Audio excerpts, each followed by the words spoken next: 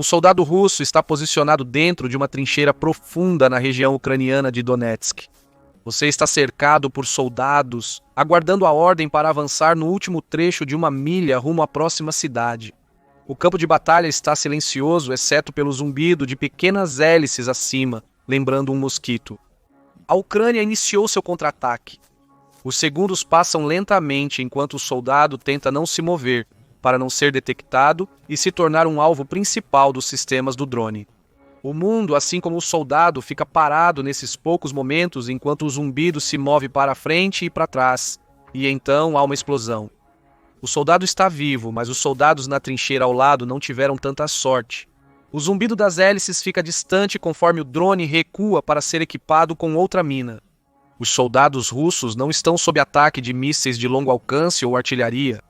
Ao invés disso, drones compactos estão lançando minas, que ironicamente são de origem russa, sobre eles. O exército ucraniano fez avanços significativos na maneira como a guerra moderna é travada, e não inventando novas ou mais poderosas armas, mas reaproveitando as antigas. Neste caso, o truque está em usar minas antitanque confiáveis e abundantes, não defensivamente, mas ofensivamente. A mina em questão, a TM-62, uma mina antitanque soviética projetada para ser o mais simples e eficaz possível. Pesando cerca de 21 quilos, a TM-62 contém cerca de 17 quilos de explosivo, geralmente trinitrotolueno. Ela se assemelha a uma mina de desenho animado clássico, um disco de metal plano com um fusível no topo. Há vários tipos de fusíveis usados com a TM-62, sendo o fusível de pressão tradicional o mais popular. Normalmente, as TM-62 seriam colocadas por engenheiros e enterradas levemente no chão, ou implantadas através de um veículo de colocação de minas GMZ para acelerar o processo. Há até mesmo um helicóptero capaz de espalhar minas em vastas áreas de terra. Mas enquanto os ucranianos também estão implantando a TM-62 do ar com drones, o método de entrega é bastante diferente. Na verdade, é outro excelente exemplo da engenhosidade ucraniana em tempo de guerra. A Ucrânia começou a usar drones como principal método de entrega de munições, especialmente como tática anti-infantaria e antitanque, em vez de lançadores tradicionais e artilharia de longo alcance. O uso de drones em guerras não é um conceito novo. O desenvolvimento dos primeiros drones militares foi proposto pela primeira vez durante a Primeira Guerra Mundial, tanto pelos Estados Unidos quanto pelo Reino Unido de forma independente. Porém, as tentativas iniciais tiveram apenas êxito parcial. Os primeiros drones eram simplesmente bombas planadoras, explosivos embalados em uma carcaça e colocados em um recipiente aerodinâmico que voaria de forma independente ou seria lançado de um avião. As bombas voadoras eram grandes e imprecisas, tornando-as ineficientes, especialmente quando lançadas sobre as tropas aliadas em direção ao inimigo. As chances dessas bombas fazerem uma curva acentuada para baixo e causarem perdas devastadoras por fogo amigo eram grandes demais para serem ignoradas. Como resultado, o desenvolvimento de drones permaneceu em grande parte teórico nas próximas décadas. O drone que você provavelmente conhece melhor é o modelo americano amplamente utilizado no início do século XXI, especialmente na guerra ao terror. Um dos modelos de destaque foi o General Atomics Milk 9 Reaper, um veículo aéreo não tripulado operado remotamente em quase todos os aspectos. O drone se parece mais com um avião em miniatura e tem a capacidade de carregar e lançar vários mísseis ou bombas de suas asas. O sucesso do drone no Afeganistão se deu principalmente pela falta de defesas antiaéreas e detecção do inimigo. Isso permitiu que os drones voassem livremente pelo espaço aéreo inimigo e entregassem suas cargas com eficácia.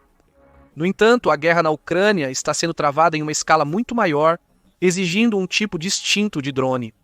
Entre o DJI Mavic, uma série de drones comerciais da China.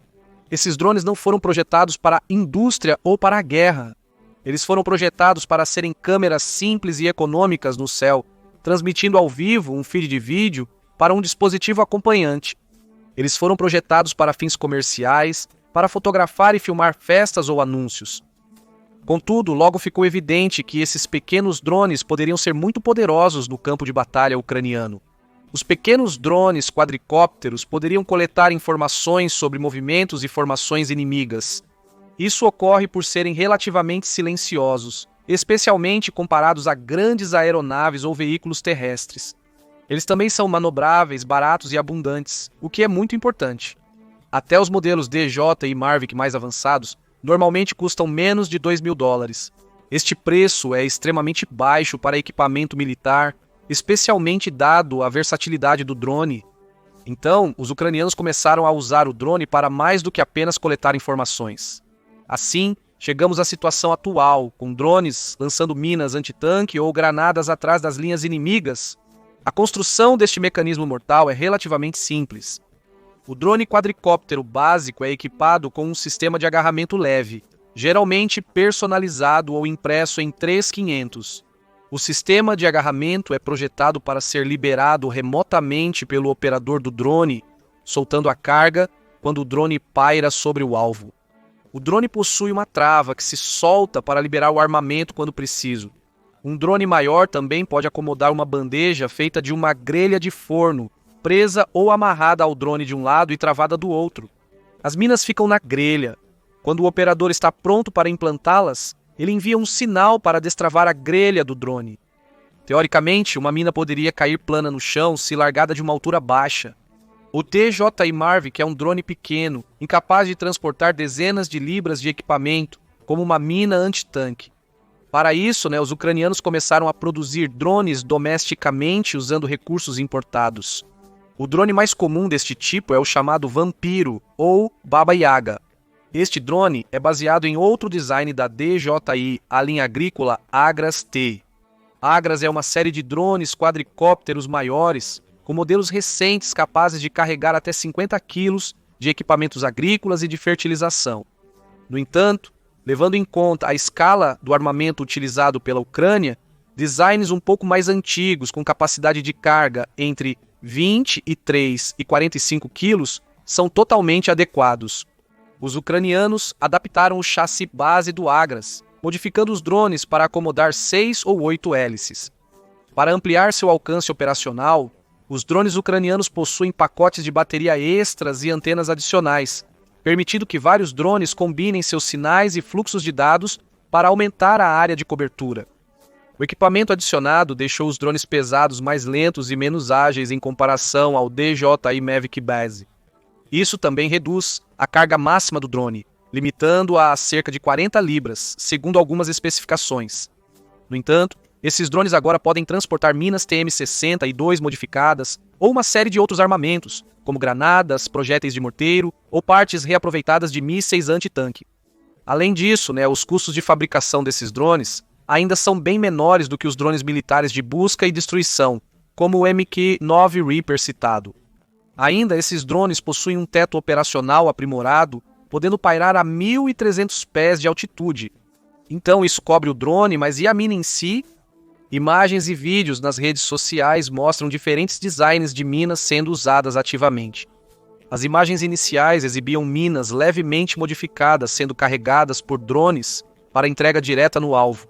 Esta é a solução mais básica, mas não tão eficaz, pois a inércia e o peso da mina podem fazê-la desviar do alvo, especialmente se o drone estiver sendo implantado bem acima do solo. Então os ucranianos começaram a modificar as minas. A modificação mais comum adiciona uma cauda em uma das extremidades da mina para estabilização. Normalmente, a cauda é feita de um cano de policloreto de vinila com um pedaço de garrafa plástica cortada na ponta para imitar ventiladores. O estabilizador de cauda faz a mina cair em linha reta e se orienta para que o fusível modificado geralmente atinja o solo primeiro. O fusível da mina, que tradicionalmente é uma placa de pressão projetada para detonar a mina com pesos entre 330 e 1.100 libras, pode ser substituído por uma variedade de diferentes fusíveis. Para os objetivos do drone, o fusível mais eficaz detecta mudanças na pressão do ar ou impacto, detonando a mina ao atingir o solo. Alguns vídeos sugerem que esses fusíveis foram trocados por fusíveis de detonação comuns. Isso é corroborado pelo fato de que as minas parecem ter fumaça subindo delas enquanto caem, indicando que o fusível foi aceso muito antes do impacto. A variedade de modificações e os diversos sistemas de entrega por drones permitiram que a Ucrânia se mantivesse à frente da Rússia. Se um sistema parecer resolvido pelo inimigo, O próximo drone pode usar um fusível diferente para alterar as táticas e gerar mais confusão. Essa estratégia tem se mostrado especialmente eficaz na guerra em andamento, pois a estrutura de comando do exército russo é mais rígida do que a da Ucrânia. A maioria dos estrategistas ocidentais também acredita que o exército russo não tem capacidade de se adaptar a táticas mais modernas e aprimoradas. Isso contrasta com o exército ucraniano, treinado principalmente por forças ocidentais desde a anexação da Crimeia em 2014, considerado um dos pontos de partida do conflito atual. Claro, os drones carregando minas não são infalíveis. Uma das principais razões para o grande sucesso dos drones americanos no Iraque e no Afeganistão foi porque os insurgentes locais não possuíam defesas antiaéreas e capacidades de detecção significativas. Na Ucrânia, a situação é quase oposta. A Rússia é considerada a ter um dos sistemas de defesa antiaérea mais sofisticados do mundo, possivelmente equiparando-se aos dos Estados Unidos para fins de defesa nacional. Na guerra da Ucrânia, os dois lados travaram batalhas aéreas implacáveis, disputando o controle dos céus. Além disso, os russos conhecem bem as táticas de drones que a Ucrânia pode usar, já que o DJI Mavic e drones agrícolas similares também são importados da China para a Rússia. A China tem sido a aliada mais próxima da Rússia durante o conflito, com relatórios sugerindo que a China tem vendido armas e tecnologia para a Rússia, apesar das sanções do Ocidente, embora sem evidências concretas para substanciar as alegações. Assim, a Rússia implementou táticas antidrones robustas, incluindo detectores, bloqueadores e armas antiaéreas capazes de detectar e abater drones antes de atingirem seu alvo. Além disso, o constante vai e vem da linha de frente em Donetsk torna as operações perto do combate ativo muito mais arriscadas para os ucranianos, devido ao seu menor número geral. Isso significa que os esquadrões operadores de drones precisam implantar seus drones mais distantes da frente, aumentando o tempo de viagem e a distância percorrida antes de liberarem suas cargas. As baterias nos drones vampiros domésticos podem compensar a distância extra, mas o peso do drone e da mina rapidamente anula o efeito. Para cada drone russo derrubado, cerca de 8 drones ucranianos falham em atingir seus alvos devido ao esgotamento das baterias, segundo estimativas. Ainda assim, os drones que alcançam as posições russas podem ter um efeito devastador, devido à vasta gama de munições que a Ucrânia pode usar com eles. Em essência, a guerra de drones na Ucrânia é baseada na relação custo-efeito. Drones que carregam minas antitanque são comumente usados para destruir veículos blindados inimigos ou outros equipamentos especializados. Os drones são projetados para serem extremamente baratos, diferente de seus alvos. O custo das minas antitanque está se aproximando de dezenas de milhares de dólares por unidade, mas estão disponíveis aos caminhões na Ucrânia. Por outro lado, um tanque russo pode custar milhões de dólares e levar muito mais tempo para ser produzido. Pode-se argumentar que os avanços na guerra de drones levaram a Rússia a abandonar os planos de desenvolver seu tanque de próxima geração. O T-90.000 deveria ser substituído pelo T-14 Armata, que tinha mais capacidades ofensivas e defensivas, e sistemas de guerra eletrônica integrados. Contudo, somente cerca de uma dúzia desses tanques foram fabricados antes da guerra começar. Os resultados dos novos tanques russos enviados para a Ucrânia foram decepcionantes. Os tanques não mostraram muito mais sobrevivência do que os T-90, tornando-os peças ainda mais caras de metal para a Ucrânia mirar com um equipamento comparativamente barato. Se um tanque de $1 milhão pode ser destruído por uma mina antitanque básica lançada de um drone que custa muito menos à Ucrânia e é feito em poucos dias, a capacidade da Rússia de financiar a guerra pode secar rapidamente. Mas há outro custo que se tornou uma das principais razões pelas quais a Ucrânia continuou usando drones para transportar minas e outras pessoas de munições. Usando um drone operado a quilômetros de distância, os ucranianos podem atacar posições inimigas sem arriscar seu próprio pessoal. Considerando que a Ucrânia tem menos de 1/3 da população total da Rússia e provavelmente menos da metade do pessoal militar ativo da Rússia, soldados morrendo pela Ucrânia é muito mais custoso do que para a Rússia. A versatilidade do uso de drones modificados e minas desta maneira vai além de eliminar a infantaria inimiga. Na verdade, a mina nem precisa detonar ao impacto. Com modificações no estabilizador, a mina deve poder cair de uma altura pequena no chão, onde permanece dormente até um veículo inimigo passar por cima. Este método de entrega de minas permite aos ucranianos implantá-las em áreas inacessíveis aos esquadrões tradicionais de colocação de minas, atrás das linhas inimigas. Isso criou uma guerra de minas de vai e vem em Donetsk. Quando o exército russo avança com seus tanques e veículos blindados, precisa abrir caminho através de campos minados suspeitos. Mal termina de fazer isso, o exército ucraniano volta a minar a mesma área com um novo lote de minas, geralmente do ar. Então, na próxima vez que um novo comboio russo chega ou se reposiciona na área, há um novo suprimento de minas no local para causar caos para eles mais uma vez. O uso de minas em comboios de veículos é muito eficaz, pois a destruição do veículo líder bloqueia a passagem para os demais veículos do comboio com sua carcaça na estrada.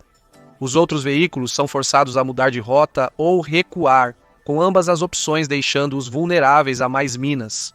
Além disso, o esforço manual para remover o veículo destruído geralmente não compensa o tempo ou o risco, já que os soldados ficam vulneráveis a ataques de longo alcance das forças ucranianas. As minas TM-62 não estão sendo implantadas apenas por drone.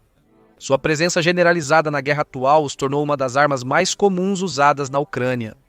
Por exemplo, uma TM-62 tem poder explosivo suficiente para destruir uma fortificação inimiga ou derrubar um prédio. Quando combinada com um fusível de atraso, a mina vira uma carga de saco implantável pela infantaria quando preciso. Tudo o que um soldado precisa fazer é se aproximar da posição inimiga, acender o fusível, jogar a mina e se afastar da explosão resultante o mais rápido possível. Vídeos circulando no Telegram mostram vários casos de tropas usando o TM-62 desta maneira. Os principais alvos nos vídeos até agora parecem ser trincheiras e edifícios, onde são usados para destruir posições fortificadas ou matar a infantaria inimiga estacionada neles. No entanto, deve-se notar que quando minas antitanque são usadas desta maneira, seja por drone ou como uma carga de saco, os alvos geralmente não são tanques, ironicamente. Isso ocorre porque até o maior drone vampiro consegue carregar somente uma única mina. Se o drone mirar em um veículo e acabar errando, ele não tem mais nenhuma munição para soltar. Por outro lado, as granadas de morteiro geralmente pesam poucos quilos, e os drones vampiros podem carregar 3 ou 4 delas simultaneamente. Caso uma granada de morteiro erre o alvo, o drone pode levar alguns minutos para se reposicionar e então soltar sua outra carga antes de voar para evitar o contra-ataque do inimigo. Outro motivo para as minas não serem úteis em alguns cenários é seu maior raio de explosão. Quando usada como carga de saco, a mina gera uma explosão muito maior que a munição tradicional. Se o fusível for ajustado para um tempo baixo, como alguns vídeos de russos usando a tecnologia mostram, o operador corre alto risco de ser atingido pela explosão ou seus efeitos. Para operações com drones, isso também significa que o drone deve voar a pelo menos algumas centenas de pés acima do alvo. A altura extra diminui muito a precisão, mas melhora a sobrevivência do drone. Porém, contra um alvo em movimento, a perda de precisão pode tornar toda a tal operação um desperdício de tempo e dinheiro. Além disso, a mina antitanque não é a melhor arma para lançar em tanques. Isso pode parecer contraintuitivo, mas está relacionado ao design dos tanques soviéticos. Os tanques soviéticos da linha T, até o mais recente T-90, possuem uma blindagem altamente reforçada ao redor e na parte superior do veículo. Quando um drone solta uma mina antitanque, seu peso e inércia tornam improvável um impacto direto no tanque. Embora a carga explosiva seja potente, pode não ser suficiente para destruir um tanque se atingi-lo indiretamente. Por outro lado, os tanques russos usam um sistema de carregamento automático para suas armas principais. O sistema armazena munição extra em um compartimento abaixo da torre principal, afastada da tripulação. Isso significa que o tanque pode disparar mais rapidamente sem precisar de um tripulante para recarregar, mas o compartimento se torna um ponto fraco em potencial. Uma mina antitanque detonada abaixo do tanque ou uma granada de morteiro caindo diretamente no chassi abaixo da torre, por estarem mais próximos do chão, podem causar uma onda de choque suficiente para detonar a munição do tanque. Dependendo de quanto munição o tanque tem no carregador, a explosão resultante pode obliterar completamente o veículo de dentro para fora. Por isso, os ucranianos usaram até drones DJI Mavic menores com granadas de morteiro para mirar tanques e veículos específicos. Essa estratégia favorece ainda mais a Ucrânia, pois os pequenos drones são mais disponíveis e facilmente substituíveis. Estima-se que a Ucrânia possa estar perdendo 10 mil drones por mês, com aproximadamente a mesma quantidade sobrevoando o país durante a guerra. Isso evidencia o enorme impacto dos drones na guerra moderna, particularmente porque os drones são muito mais fáceis de substituir do que as pessoas. Eles estão sendo usados tanto como olhos no céu quanto como braços que soltam bombas. Mas como esses drones localizam seus alvos inicialmente? A resposta é talvez sem surpresa com ainda mais drones. Os drones vampiro não precisam ser drones de ataque. As antenas aprimoradas os tornam excelentes amplificadores de sinal para drones de reconhecimento de curto alcance, um papel que o DJI Mavic pode preencher se necessário. A Ucrânia também possui indústria própria que fabrica drones de vigilância de longo alcance, os Skytans. O Skytan Raybird 3, um drone projetado em 2014 para missões de inteligência e reconhecimento, foi adotado logo depois pelas Forças Armadas da Ucrânia. O Raybird 3 tem um alcance operacional de mais de 1.000 milhas e é capaz de voar por mais de um dia sem precisar recarregar. Além disso, ele só precisa estar a 60 a 160 quilômetros de um centro de controle para receber ordens ativas, podendo voar cerca de 96,5 quilômetros atrás das linhas inimigas para procurar alvos.